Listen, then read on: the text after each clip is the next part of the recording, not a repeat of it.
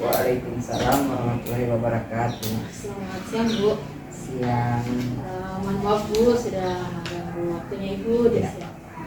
Ya, Bu, mohon maaf sebelumnya saya ingin melakukan wawancara terkait dengan tugas saya di Pendidikan Guru Penggerak INGGRU 3.1 demonstrasi kontekstual. Sebelumnya saya ingin minta izin kepada Ibu, saya ingin merekam wawancara kita. Ya. Terima kasih Bu atas dukungan Ibu hari ini sudah meluangkan waktu, dan saya juga mohon maaf sebelumnya sudah mengganggu waktunya Ibu di siang ini. Mungkin Ibu ada kesibukan lain, tapi sudah menyempatkan waktu di siang ini untuk melakukan wawancara di saya. Terkait dengan tugas saya Bu, demonstrasi kontekstual itu tentang INGGRU 3.1 ada pengambilan keputusan berdasarkan nilai-nilai universal. Nah, saya ingin mewawancara Ibu dengan mengajukan beberapa pertanyaan Bu terkait dengan masalah bagaimana proses pengambilan keputusan. Nah, Bu, saya ingin memulai wawancaranya. Jadi pertanyaan yang pertama Bu, kira-kira Bu di sekolah ini, di sekolah Ibu pernah tidak ketika mengambil sebuah keputusan itu Ibu kayak ada dilematika yang terjadi saat mengambil keputusan, dan keputusan itu keputusan apa yang diambil saat itu Ibu merasa Ibu berada di situasi yang dilema Karena sekolahnya kompleks kan, banyak permasalahan yang terjadi di sekolah, diantaranya tentang permasalahan siswa, permasalahan guru, bahkan permasalahan orang tua, ya. Nah, tentunya banyak kasus-kasus yang memerlukan satu pemikiran yang harus seperti apa keputusan yang orang buat, yang akan saling mempengaruhi. Maksudnya hasilnya ada yang hasilnya mengambil keputusan yang satu, dampaknya sesudah itu apa. Nah, kalau yang khususnya untuk sekarang ini ada kasus tentang seorang guru yang sangat luar biasa, memerlukan pemikiran yang ekstra karena berhubungan dengan kasus tentang aturan. Nah, di mana kasus itu contohnya dia sering tidak masuk, dan sekarang itu yang sedang terjadi, tidak masuk, dan itu sudah izin ke saya. Alasannya tidak masuk karena ada anaknya sakit, kadang karena dia sendiri yang sakit. Nah, menurut aturan itu kalau sudah sakit berulang-ulang kan berarti izinnya ke atasan saya, karena izinnya sudah berulang-ulang. Kalau mau lanjut ke atas kan pasti ribet lagi situasinya, jadi saya harus memberikan izin. Tapi di satu sisi karena sudah berulang-ulang sudah menimbulkan satu konflik di antara mereka sesama guru, karena mereka kadang sudah berpikir yang selalu dia ingin izin, selalu saya masuk gantikan dia punya kelas, jadi seperti itu. Jadi ada berbagai masalah yang Ibu hadapi ketika menjadi seorang pemimpin, dan itu mungkin menjadi dilematik bagi Ibu sendiri ya. Nah, kemudian Bu, selama ini bagaimana cara Ibu mengidentifikasi kasus tersebut? Apakah kasus tersebut dia masuk di dilematika atau masuk di bujukan moral Bu? Kalau yang masuk di dilematika moral itu kayak contoh tadi kan, di satu sisi saya harus memberikan izin karena kan kasusnya ini baru kadang saya harus memberikan punishment kan karena sudah berulang, tapi berhubungan dengan aturan. Tapi di sisi yang lain emosi saya, hati nurani saya kadang kan berpikir karena dia izin mungkin karena sakit atau karena melihat anaknya sakit. Jadi itu masih itu yang dilema yang kadang diambil yang sangat sulit sekali. Nah jadi itu saya juga bingung apakah itu masuk di dilema ataukah masuk di rujukan moral. Jadi kadang-kadang juga Bu, kita berpikir bahwa ada kasus-kasus yang kita hadapi di sekolah itu dia bisa masuk di dilematika, padahal itu masuk rujukan moral. Juga kita pikir itu rujukan moral, tapi itu masuk di dilematika. Ya. Nah Bu, jadi kemudian Bu, selama ini bagaimana Ibu menjalankan pengambilan keputusan di sekolah, terutama untuk kasus-kasus di mana ada dua kepentingan yang saling bertabrakan. Misalkan kedua kepentingan itu dia sangat baik atau memang sama-sama penting. Ya. Biasanya kalau saya mengutamakan yang penting itu kan sama-sama penting, tapi yang penting dalam bentuk untuk orang banyak dan penting untuk kepentingan saya sendiri. Tentu yang saya ambil yang untuk kepentingan orang banyak, tapi intinya situ kami musyawarahkan. Jadi biasanya saya kalau sudah berhubungan dengan yang untuk kepentingan banyak, saya lebih banyak ke musyawarah dengan teman-teman yang lain. Jadi dengan musyawarah ya Bu. Nah kemudian Bu, langkah-langkah atau prosedur seperti apa yang bisa yang biasa Ibu lakukan selama ini? Jadi langkah-langkah ketika ingin mengambil keputusan, misalnya langkah-langkah seperti apa yang Ibu ambil atau prosedur seperti apa yang Ibu ambil ketika melakukan keputusan? Biasanya kalau misalnya ada permasalahan langsung diselesaikan ya. Jadi tidak lagi membuat buku baru satu kali, tidak. Jadi kalau ada permasalahan langsung diselesaikan. Jadi jangan sampai bertabrakan lagi dengan timbul masalah yang baru, karena tahu di sekolah kan banyak sekali permasalahan yang akan muncul belum berhubungan dengan orang tua. Itu baru contoh kecil yang terjadi di sekolah. Jadi langsung diselesaikan. Jadi identifikasi masalah langsung diselesaikan saat itu juga. Kemudian Bu, selama ini yang mana Ibu anggap efektif dalam pengambilan keputusan untuk kasus-kasus dilematika? Hal-hal yang selama ini yang Ibu anggap yang paling efektif dalam pengambilan keputusan, yang terutama di keputusan yang dihadapkan dengan dilematika. Dengan musyawarah. Itu yang paling efektif dengan musyawarah. Setidaknya kita walaupun masih ada pihak-pihak yang merasa dirugikan, tapi kalau sudah dimusyawarahkan insya Allah semuanya menerima. Musyawarah.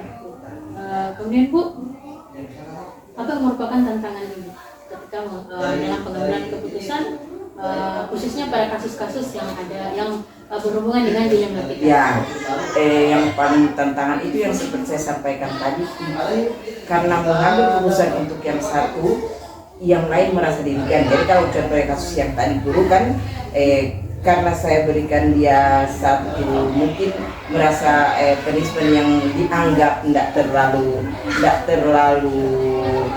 berat begitu, jadi menimbulkan kecemburuan buat guru yang lain. Jadi yang merasa tuh menggantikan dia kan, dia merasa kurang saya terus yang ganti. Jadi itu jadi tantangan. Jadi itulah makanya dimusyawarahkan supaya hal-hal yang menggajali hati yang lain itu bisa terungkap di saat kita musyawarah.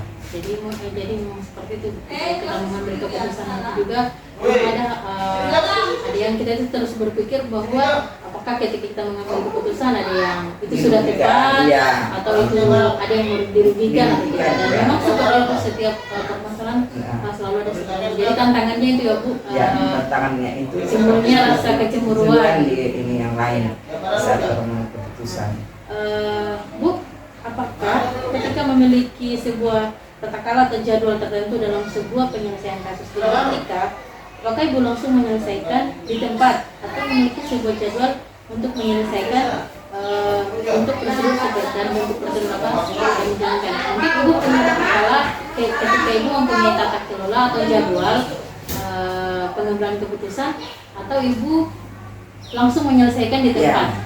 biasanya kalau ada permasalahan, kalau kan kayak kasus yang saya sampaikan tadi itu kan nanti dia berulang.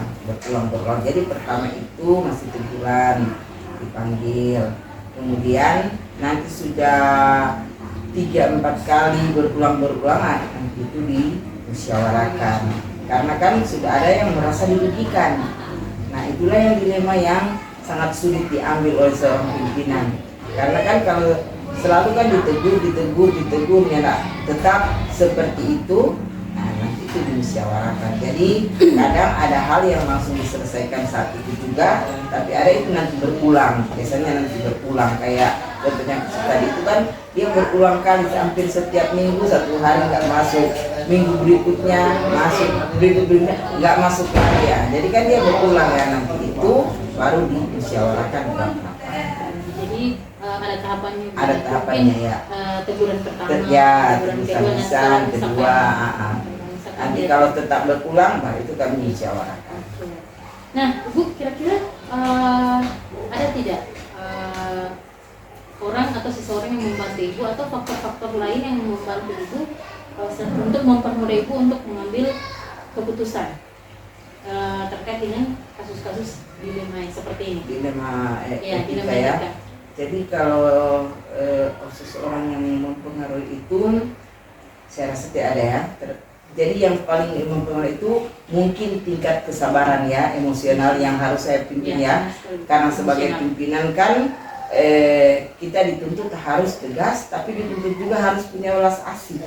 Jadi mungkin memerlukan pengelolaan emosi yang luar biasa. Gitu. Jadi mungkin itu faktor dalam diri ya. Itu memang benar Bu, ketika kita mengambil keputusan itu kita harus mampu mengelola sosial emosional kita supaya kita bisa manajemen diri, kemudian kita bisa tahu bersosialisasi, mempunyai kemudian komunikasi kita lancar dan sehingga rasa empati kita itu tinggi terhadap orang lain. Pertama kan kalau pimpinan berhubungan dengan bawahan. Iya, seperti itu. Bu, pertanyaan terakhir ya Bu. Dari semua hal yang telah Ibu sampaikan tadi, kira-kira pembelajaran apa yang dapat Ibu petik dari pengalaman ketika Ibu mengambil sebuah keputusan, terutama keputusan yang dihadapkan dengan dilematika? Pelajaran yang paling berharga itu di saat kita akan mengambil keputusan itu, di samping penguasaan emosi yang luar biasa, itu pengambilan keputusan itu yang berhubungan dengan orang banyak ya. Jadi yang paling itu dia, yang paling prinsip sekali itu keputusan kita sama-sama baik ya, sama-sama mengambil keputusan baik, tapi yang mempengaruhi orang banyak itu yang harus utamakan ya. Jadi mengesampingkan yang sedikit, mengesampingkan kepentingan pribadi. Jadi mengesampingkan kepentingan pribadi dibandingkan kepentingan yang lebih banyak. Ya Bu, tadi itu pertanyaan terakhir dari wawancara kita di siang hari ini. Terima kasih banyak Bu sudah meluangkan waktunya, telah memberikan waktu kepada saya untuk mewawancarai Ibu terkait dengan tugas saya tentang pengambilan keputusan. Saya ucapkan banyak terima kasih. Wawancara kita hari ini kita sampaikan di sini Bu karena tadi sudah pertanyaan terakhir. Terima kasih banyak Bu.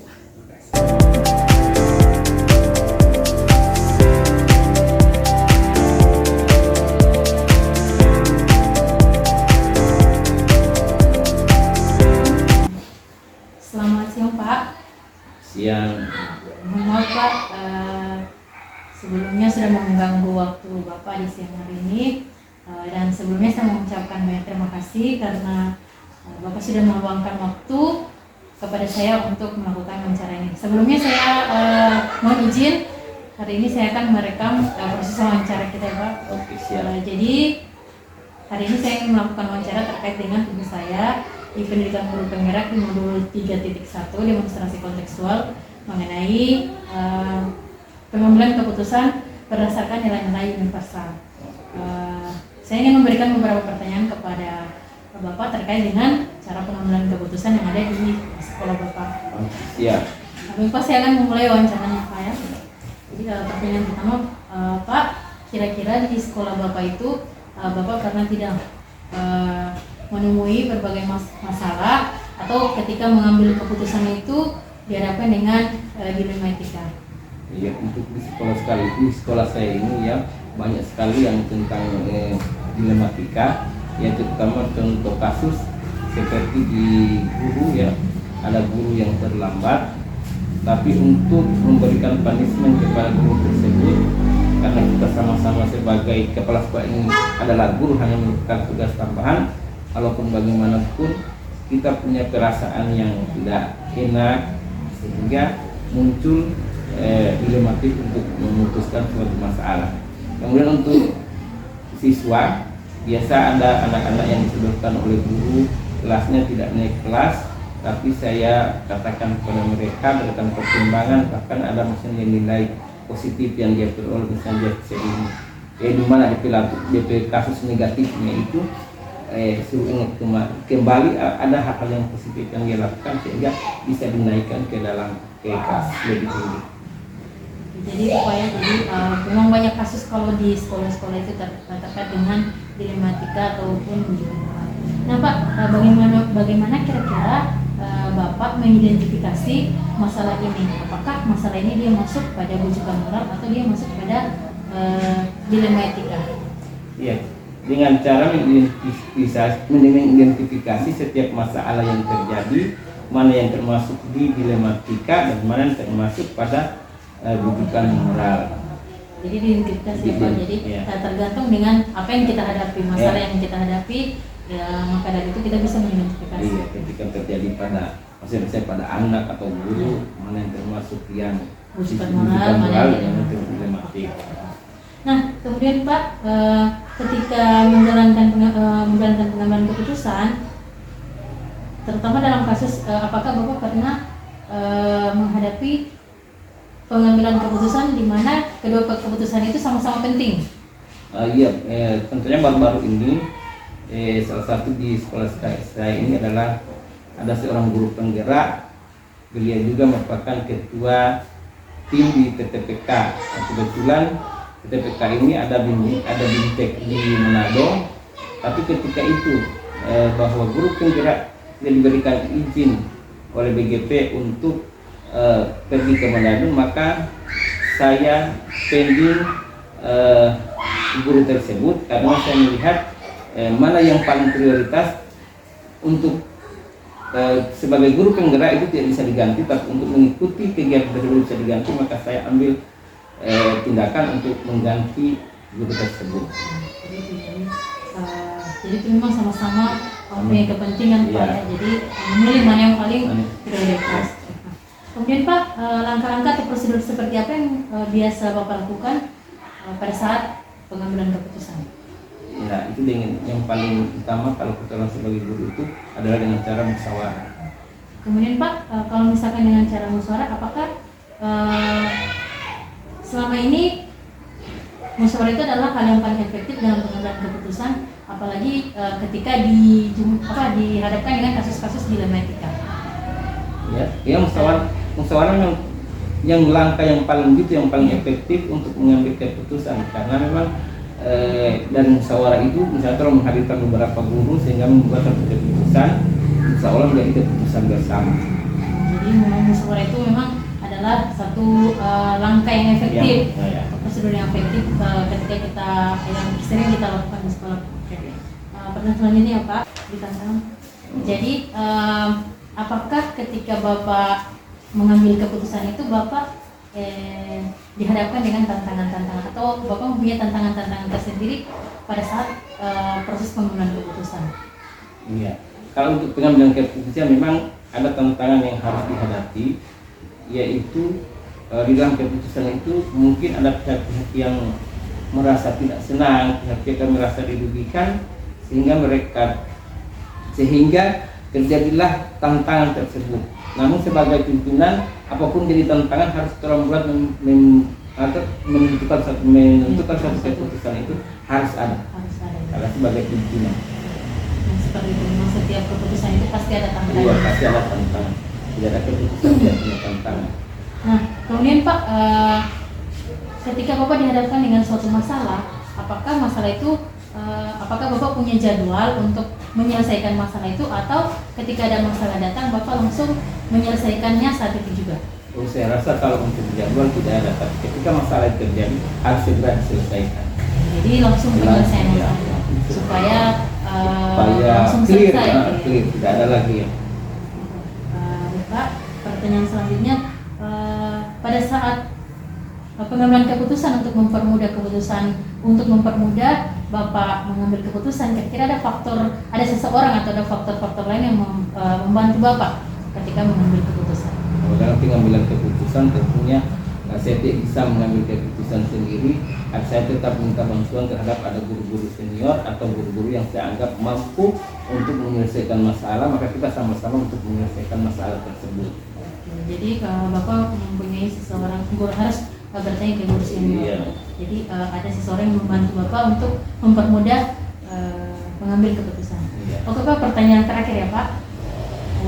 Nah, dari semua hal yang telah tadi Bapak sampaikan, kira-kira pembelajaran apa yang bisa Bapak dapat atau bisa Bapak petik dari pengalaman Bapak ketika mengambil keputusan, terutama keputusan yang dilakukan dengan dilema?